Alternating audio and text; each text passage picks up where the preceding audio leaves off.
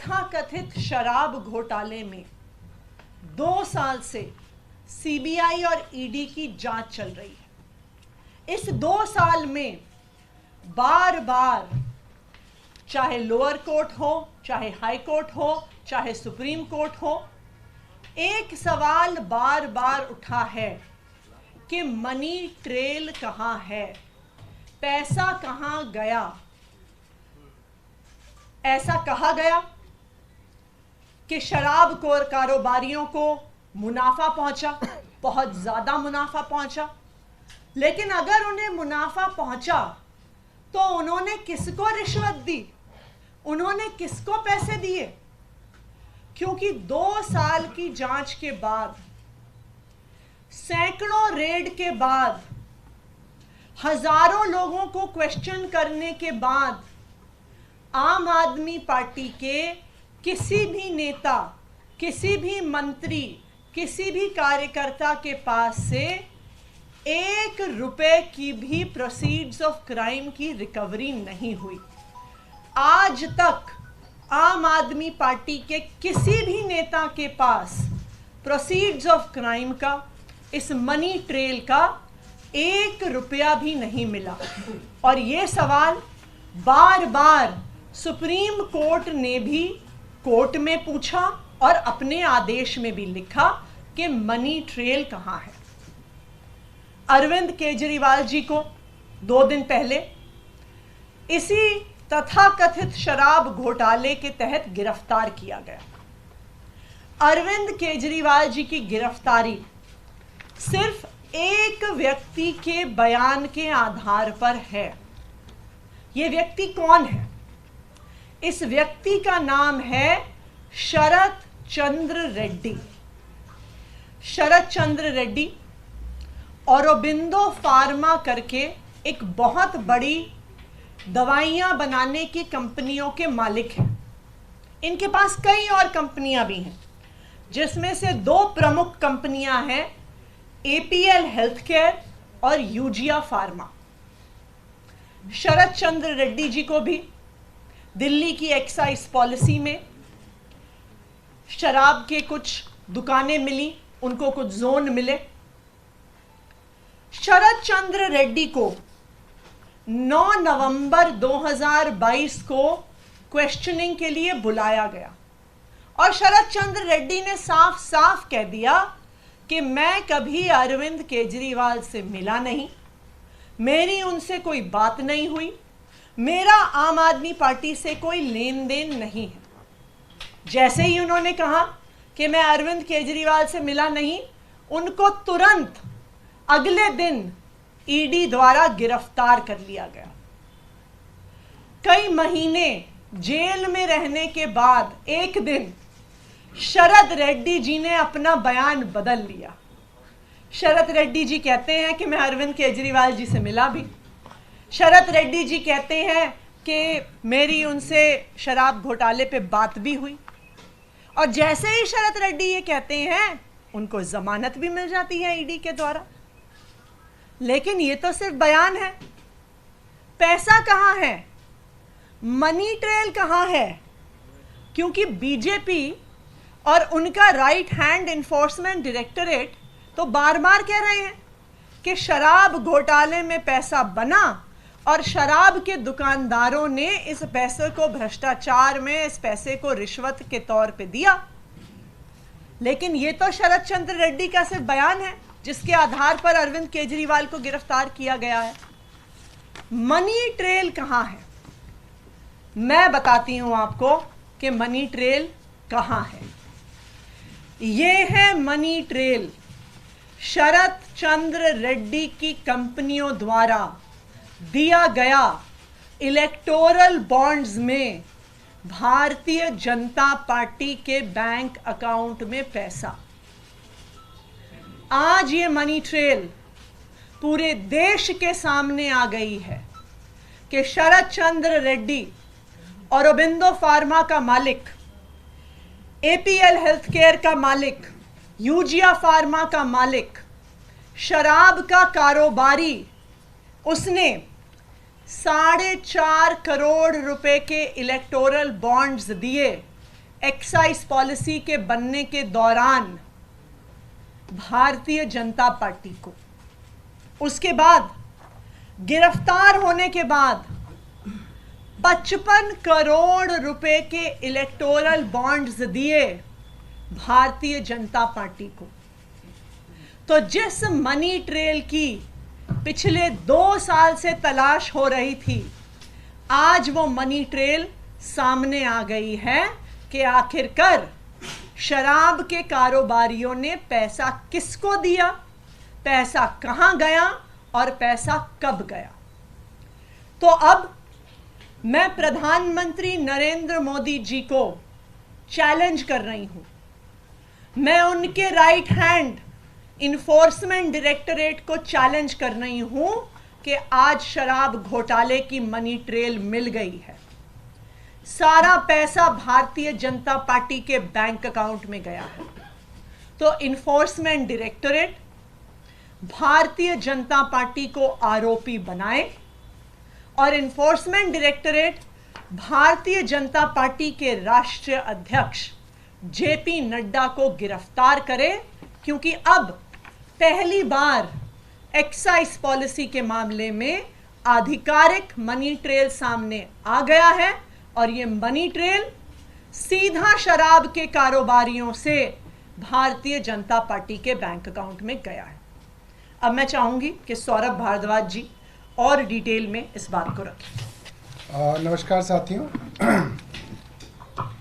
जब से electoral bond के बारे में सुप्रीम कोर्ट में चर्चा हुई, सब लोगों के सामने है कि भारतीय जनता पार्टी, केंद्र सरकार, एसबीआई, इलेक्शन कमीशन सब कोशिश कर रहे थे इलेक्टोरल बॉन्ड किस कंपनी ने किस पार्टी को दिया, ये जांच जो है ये सुप्रीम कोर्ट ना करे और ये डिटेल्स बाहर ना आए।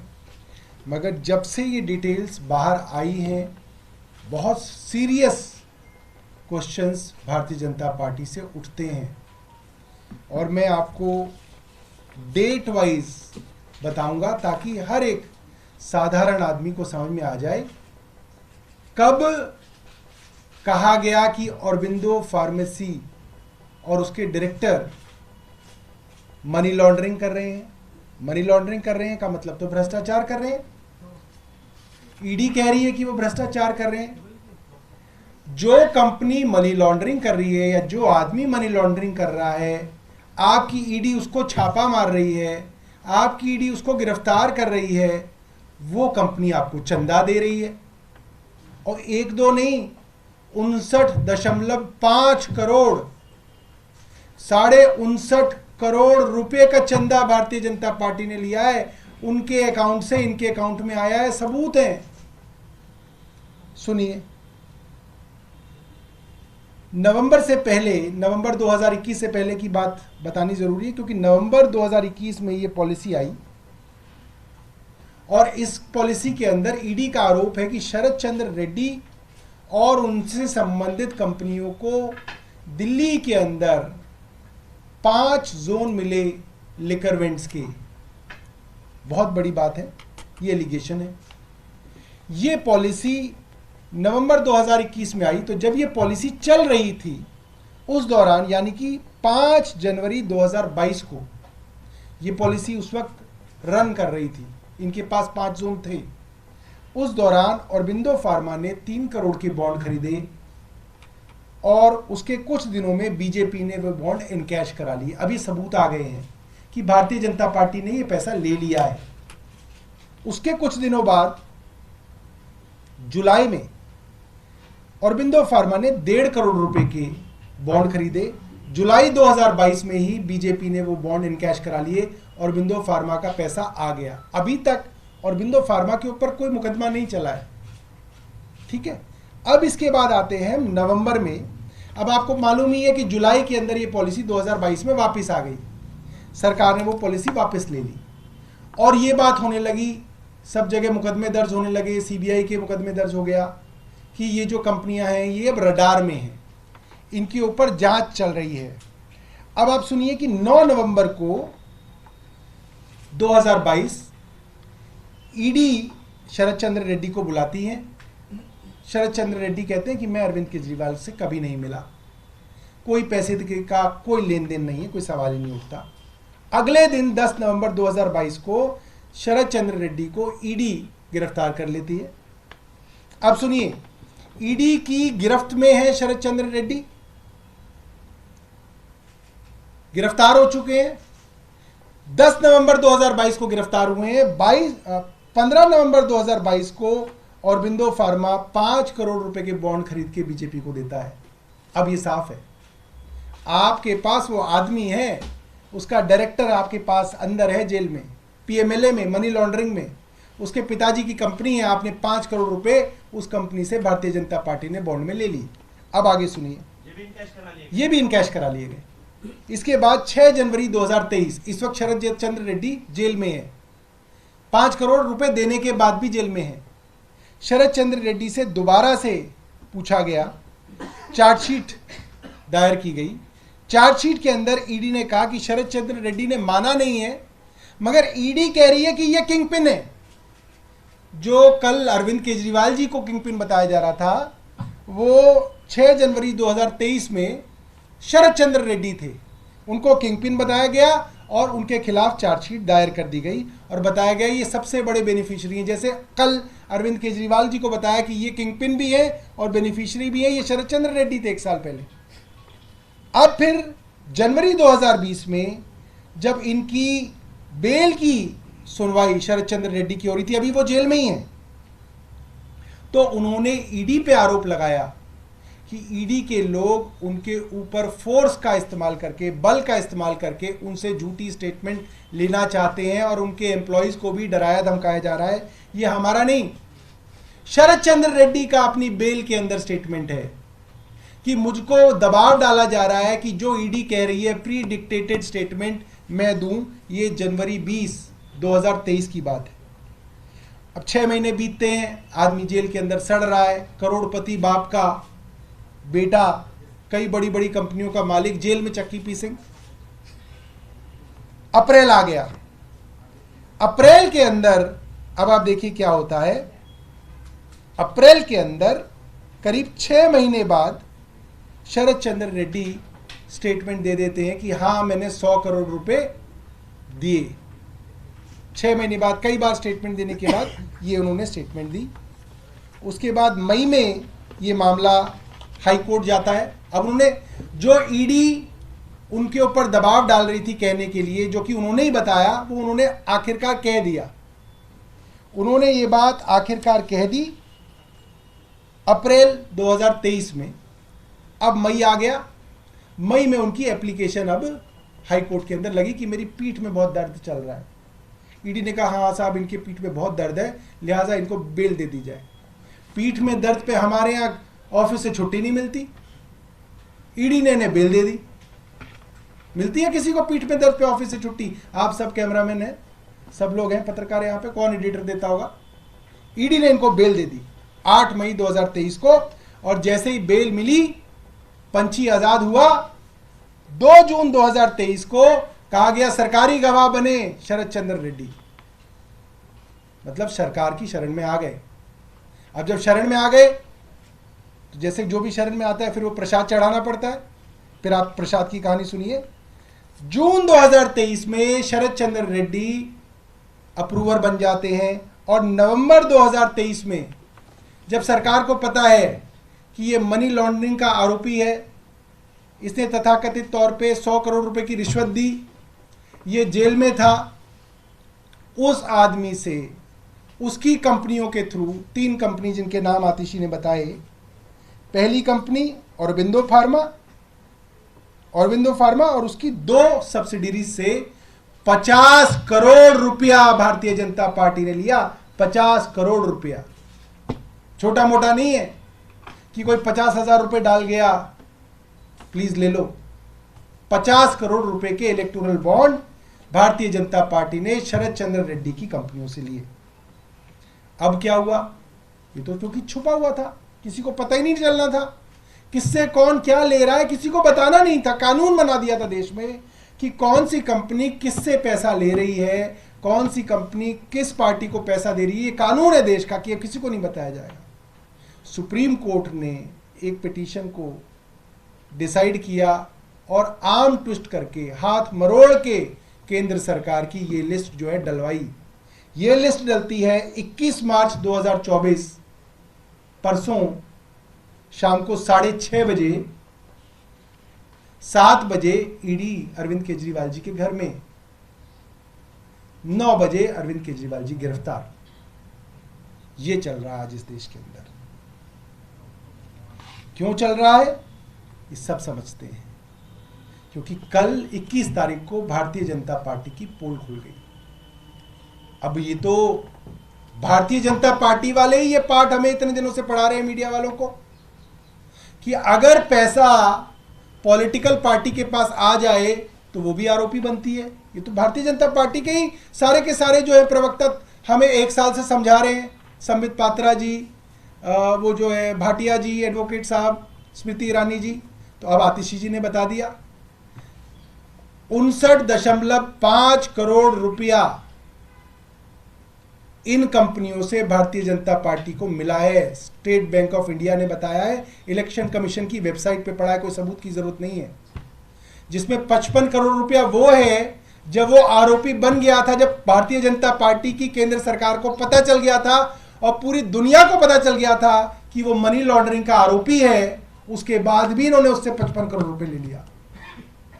तो जैसा कि आतिशी जी ने कहा, इस मामले में क्योंकि मनी ट्रेल सीधे तौर पे भारतीय जनता पार्टी में जा रही है, प्रोसीड्स ऑफ क्राइम सीधा सीधा भारतीय जनता पार्टी तक पहुंच रहा है, लिहाजा भारतीय जनता पार्टी को इसी केस में आरोपी बनाना चाहिए। और जिस तरह से अरविंद केजरीवाल जी को गिरफ्तार किया गया, क्या कहा है कि भाई जिस पार्टी को फायदा मिला उसके कन्वीनर है। तो अब भारतीय जनता पार्टी को फायदा मिला, उसके कन्वीनर कौन है आप जानते हैं। उनको भी भाई ईडी जो है उनकी भी सेवा करे, सिर्फ अरविंद केजरीवाल जी की नहीं। तो ईडी से ये है कि ईडी जाए और भारतीय जनता पार्टी के जो प्रेसिडेंट हैं जेपी नड्डा जी, उनसे पूछताछ करे, और अगर पूछताछ में वो सहयोग नहीं करते तो उनको भी गिरफ्तार किया जाए और भारतीय जनता पार्टी को आरोपी बनाया जाए।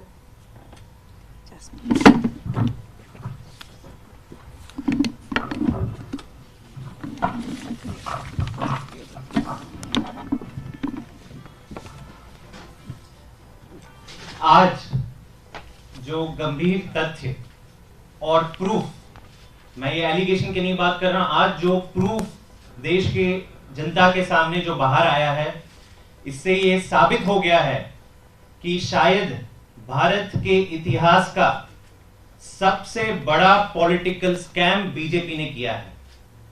इतना खुलेआम, इतना open and shut case of political corruption शायद ही भारत के इतिहास में कभी प्रूव किया होगा, जो आज आम आदमी पार्टी ने इस प्रेस वार्ता के माध्यम से प्रूव किया है।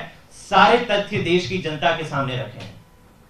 भाजपा पिछले 2 साल से क्या कहती आ रही है, ये तो कानून के तहत ये सारी चीजें हो रही है, कानून सबके लिए समान होता है, आम आदमी पार्टी कानून के हिसाब से चले।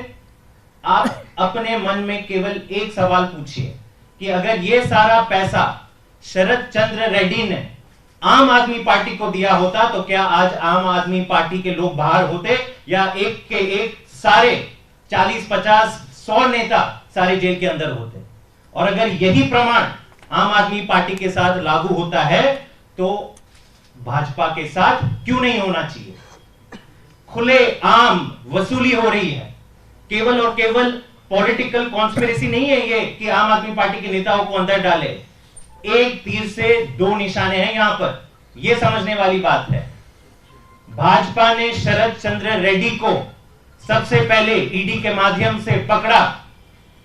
इनकी ईडी की चार्जशीट खुद कहती है कि शरद चंद्र रेड्डी सबसे बड़े किंगपिन और बेनिफिशियरी है इस कथित शराब घोटाले के, और चंद ही महीनों में जो सबसे बड़ा किंगपिन है वो स्टार अप्रूवर बन जाता है, इस केस का प्राइम विटनेस बन जाता है, और उसके चंद महीनों बाद कुल 12 महीनों के अंदर जो करीबन 60 करोड़ की वसूली हुई, तो मतलब भाजपा का स्टार डोनर भी वही शरद चंद्र रेड्डी बन जाता है।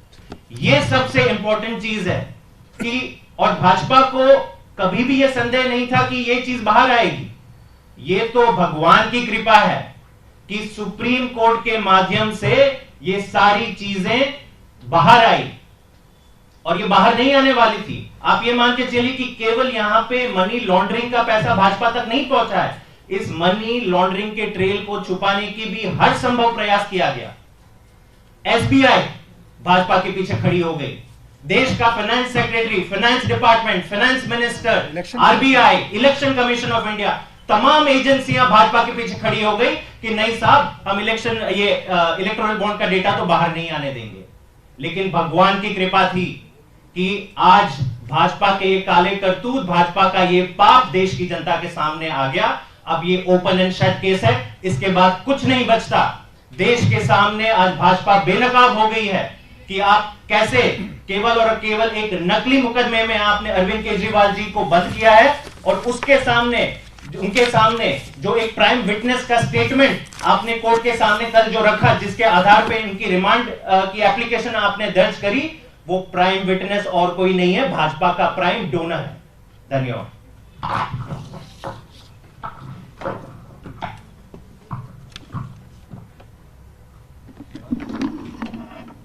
सभी पत्रकार साथियों को नमस्कार। Almost everything has been said before me by our Minister Atishi ji, Saurabh ji and Jasmine Shah ji. तो जो हमारे केस में कहीं भी नहीं था, फिर भी भाजपा के प्रवक्ता लगातार आकर बार बार बोल रहे थे कि प्रथम दृष्टिया हमारे खिलाफ सबूत है। बार बार आकर बोल रहे थे कि एक साउथ लॉबी है जिसको पैसा दिया गया। अब जैसा सौरभ भाई ने और आतिशी जी ने और जैस्मिन शाह जी ने मुझसे पहले बताया, पूरी डेट्स के साथ बताया कि कैसे भाजपा ने लगातार चंदा लिया ये शरद चंद्र रेड्डी से, जो साउथ लॉबी माना जाता था, जिसके जो अप्रूवर बन गए केस में, जिसकी गवाही पर अरविंद केजरीवाल जी को 6 दिन की रिमांड पर भेजा गया। उस अप्रूवर ने लगातार भाजपा को चंदा दिया इलेक्टोरल बॉन्ड से, और इस इंफॉर्मेशन को बाहर आने के लिए पुरजोर ताकत लगा दी हमारी सारी इंस्टीट्यूशंस ने, हमारी सारी भाजपा ने, और बहुत ज्यादा कड़ा परिश्रम लगा, बहुत सख्ती का रुख अपनाया सुप्रीम कोर्ट ने, बहुत दूरदर्शिता दिखाई कि कहा कि इन सारे इलेक्टोरल बॉन्ड्स की इंफॉर्मेशन को सार्वजनिक करना होगा, जो रिसेंटली हुआ, जो अभी भी पूरी तरह से नहीं आया। 2019 के पहले वाला डाटा आज तक मिसिंग है। प्रथम दृष्टिया जो भाजपा को हमारे केस में दिख रहा था, वो फाइनल दृष्टिया अब आपको दिख जाएगा शरद चंद्र रेड्डी के केस में, जिन्होंने मोटे चंदे देकर भाजपा को बेल भी प्रोक्योर की, अप्रूवर भी बने। ईडी ने भी हाई कोर्ट में उनकी बेल पर कोई आपत्ति नहीं जताई, और ये बहुत बड़ी बात है। आपने देखा होगा ईडी कैसे बड़े बड़े मामलों में आप बार बार अपोज करती है बिल को, और उनकी ऑपोजिशन की वजह से बेल नहीं ग्रांट हो सकती क्योंकि पीएमएलए की प्रोविजंस इतनी स्ट्रिंजेंट है। बट ईडी ने इस केस में बैक पेन पर ही, लोअर बैक पेन पर ही रेगुलर बेल दे दी। ये हमने लगातार देखा कि ईडी ने 2 साल तक जो भूमिका बनाई, उसमें आज तक भी चवन्नी की रिकवरी नहीं हो पाई है, और अब इतना डाटा सार्वजनिक होने के बाद ये जरूरी हो जाता है, सिर्फ एक व्यक्ति के लिए नहीं, सिर्फ एक पॉलिटिकल पार्टी के लिए नहीं, देश के लोकतंत्र को बचाने के लिए, देश के संविधान को बचाने के लिए, और भाजपा को अकाउंटेबल करने के लिए कि आप सबकी भूमिका की भी बहुत अहम आवश्यकता है। इस टाइम पर बहुत जरूरी है कि मीडिया भी आसानी से जाने ना दे भाजपा को, और उनसे अकाउंटेबिलिटी मांगे कि कैसे ये साउथ लॉबी लगातार भाजपा को चंदा देती रही, और कैसे साउथ लॉबी की किंग पिन को, जिनको उन्होंने किंग पिन बुलाया, उनको रेगुलर बेल मिल गई एक ऐसे मामले में जहां पर साफ तौर पे पुख्ता सबूत है कि चंदा भाजपा को दिया गया, और कैसे हमारे नेता आज तक जेल के अंदर है जबकि एक चवन्नी की रिकवरी भी नहीं हुई। तो मेरी मीडिया फ्रेंड से गुजारिश है प्लीज इसको बहुत अग्रेसिवली परसू कीजिए, इंश्योर कीजिए कि सारी इंफॉर्मेशन बाहर निकले, इंश्योर कीजिए कि भाजपा आरोपी बने इस एक्साइज पॉलिसी स्कैम में, क्योंकि सारा चंदा भाजपा को ही गया। इंश्योर कीजिए कि हमारी डेमोक्रेसी, हमारा लोकतंत्र, हमारे इंस्टीट्यूशंस प्रोटेक्टेड रहे और अकाउंटेबल रहे। Thank you. जिन 59 करोड़ रुपए की आपको बात शरद चंद्र दी थी, उसमें से 5 करोड़ रुपए गिरफ्तारी के महज 5 दिन बाद दी गई। उसके बाद वो अप्रूवर बनते हैं, अप्रूवर बनने के बाद एक मोटी रकम भाजपा देते हैं। क्या यह माना जाए राहत या जमानत पाने की रिश्वत दी गई थी? ये देखिए, हम तो इन्वेस्टिगेटिंग एजेंसी नहीं है, लेकिन जो प्रूफ सामने आया है ये साफ दिखा देता है कि मनी ट्रेल कहाँ जा रही है। अभी तक पूरे एक्साइज पॉलिसी के इन्वेस्टिगेशन में बयान ही बयान थे, बयान ही बयान थे कि किसी ने एक बयान दिया, किसी ने दूसरा बयान दिया, किसी की कनपट्टी पे थप्पड़ मार दिया, उसने एक बयान दे दिया। लेकिन आज पहली बार मनी ट्रेल का प्रमाण सामने आ गया है और साउथ लॉबी की शराब कारोबारियों का पैसा भारतीय जनता पार्टी के बैंक अकाउंट में गया है। ये बयान नहीं है, ये प्रमाण है, ये मनी ट्रेल है, ये प्रोसीड्स ऑफ क्राइम है जो भारतीय जनता पार्टी के बैंक अकाउंट में गया है। ये ओपन एंड शट केस है और अब भारतीय जनता पार्टी को एक्साइज पॉलिसी इन्वेस्टिगेशन में आरोपी बनाना चाहिए ईडी को, और उनके राष्ट्रीय अध्यक्ष जेपी नड्डा जी को तुरंत गिरफ्तार करना चाहिए।